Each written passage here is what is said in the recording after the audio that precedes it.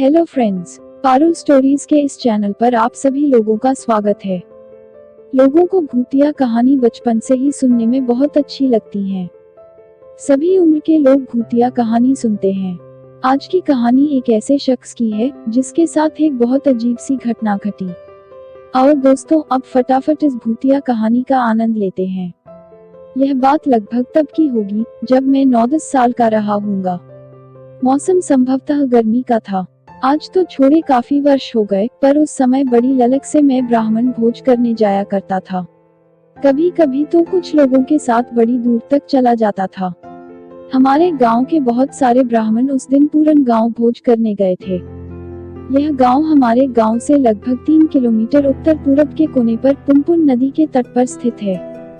उस भोज में मैं भी अपने ग्रामीणों और दोस्तों के साथ खाने गया था। मेरी चचेरी बहन का लड़का संजय, जो मुझसे कुछ ही छोटा था, मेरे साथ अक्सर रहा करता था। हम दोनों में अच्छी पटती थी। जब हम भोज खाकर लौट रहे थे तो मुझे पुनपुन नदी पार करने के बाद शौच करने की इच्छा महसूस हुई। जब मैंने संजय से ये बात कही तो उसने भी वही इच्छा जाहिर की और तब हम दोनों लगभग 1-1.5 हाथ के फासले पर कच्ची सड़क के किनारे शौच करने बैठ गए। अभी अभी मुझे बचपन की एक बड़ी मजेदार बात याद आई, जो शायद आज भी गांव देहात के बच्चे वैसा करते ही होंगे। मजेदार बात यह याद आई कि हम बचपन में जब अपने कुछ लंगोटिया यारों के साथ शौच करने जाते थे तो एक ही जगह सभी पैंट खोलकर बैठ जाते थे। यहाँ तक कि कभी कभी एकदम से सटकर बैठते थे। उसके बाद हम बैठे बैठे ही धीरे धीरे बगल की ओर खिसकते थे। हम आपस में दोनों हाथ कंधे की तरफ फैलाकर कहते थे कि भाई इतनी दूरी बनाए रखें, और हम अंत तक अपने दोनों हाथ की दूरी तक एक दूसरे के साथ बैठकर शौच करते रहते थे। फिर जाकर बगल के जलाशय, जिसे हम सब गंडी कहते हैं, में पानी से धोते थे। अब मैं कहानी पर वापस आता हूँ। मैं और संजय दोनों ने शौच करने के बाद बगल के गड्ढे में हाथ धोए और घर की ओर बढ़ चले। अब लगभग शाम होने वाली थी। कहीं अंधेरा छा जाए और हमारे साथी न मिल सके तो हमें काफी डर लगेगा, क्योंकि गांव अभी 1.5 किलोमीटर की दूरी पर था। यह सोचकर हम लपकने लगे, यहाँ तक कि लगभग दौड़ने लगे। हमने थोड़ी ही दूरी तय की थी कि सोंडी पुल के पास लगभग 3-4 वर्षीय 2 बच्चों को सोया पाया। इस पुल को हमारे बाबूजी ने ठेके पर बनाया था। एक बच्चा पूरा नंगा और दूसरा सिर्फ गंजी पहने हुए सो रहा था।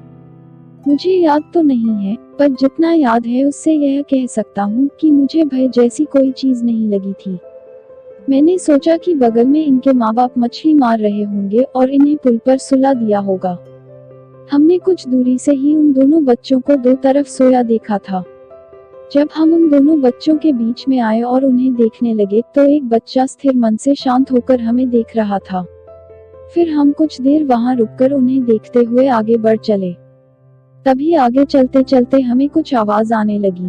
हमने मुड़कर देखा तो वे दोनों बच्चे अपनी जगह से खिसक गए थे और वे दोनों बिल्कुल पास पास लेटे थे। यह देखकर हम बहुत हैरान थे कि इतनी जल्दी वे दोनों एक दूसरे के पास कैसे पहुंच गए। अब तो अंधेरा छाने पर था, लेकिन फिर भी हम वापस लौटकर उन्हें देखने गए।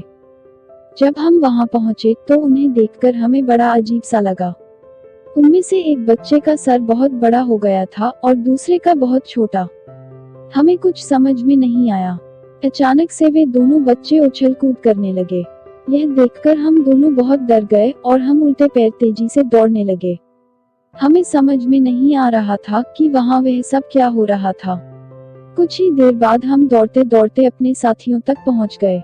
हमें दौड़ते हुए आता और हाँफते देख उन लोगों को कुछ और ही शक हुआ, जो हमारे रोंगटे खड़े कर देने के लिए काफी था। 3-4 लोगों ने हमसे पूछ ही लिया, क्या तुम दोनों को पनडुब्बे ने खदेड़ दिया? मैं तो भौंचक्का रह गया और साथ में संजय भी। क्या मतलब? फटी आंखें बनाकर मैंने पूछा। बोलते क्यों नहीं, कुछ हुआ है ना? इस बार मेरे मंझले चाचा ने सशंकित होकर हमसे पूछा। मामा मतलब? मैं कुछ समझकर एकदम से हड़बड़ाकर डर सा गया था।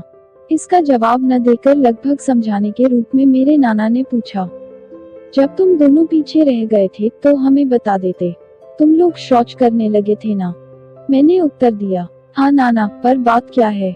नाना ने फिर से पूछा, सोंडी पर क्या तुम्हें 2 लड़के मिले थे? मैंने उत्तर देते हुए कहा, हाँ हाँ, दोनों नंग धड़ंग। सिर्फ एक लड़का गंजी पहने हुए था, पर बात क्या है। मैं नाना के साथ साथ चलते हुए उनसे जा सटा था। नाना बताने लगे, पनडुब्बे थे वे दोनों। अरे बाप रे, मैं तो मारे भय के उछल पड़ा। उस पल मुझे ऐसे लगा कि नाना से चिपक जाऊं। यही स्थिति संजय की भी थी। मेरा सीना लोहार की धोखनी की तरह तेजी से पचक फूल रहा था। तो वे दोनों पनडुब्बे थे। अगर यह बात जान जाते कि ये पनडुब्बे हैं, तब तो वहीं पर हमारे प्राण निकल कर रह जाते। पर बड़ा अच्छा किया भगवान ने, जो हमारे मन में यह एहसास नहीं कराया।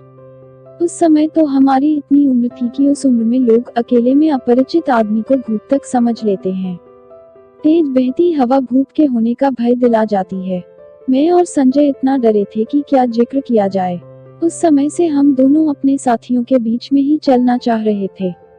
हमारे साथियों से हमें चलते चलते ही जानकारी मिली कि उन लोगों ने दोनों पनडुब्बों को लड़ते हुए देखा था। वे दोनों आपस में खूब उठापटक कर रहे थे। बाप रे, ऐसा कुछ भी होता है। ऐसे भी होते हैं ये लोग। फिर हम सब घर पहुंच गए थे।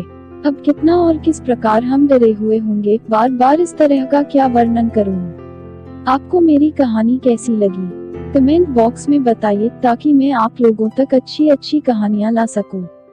हमारे चैनल को सब्सक्राइब करना ना भूलें और साथ ही वीडियो को लाइक करें और अपने दोस्तों के साथ व्हाट्सएप, इंस्टाग्राम और फेसबुक पर शेयर करें। नई नई मजेदार कहानियों के नोटिफिकेशन के लिए बेल आइकॉन को जरूर दबाएं। धन्यवाद।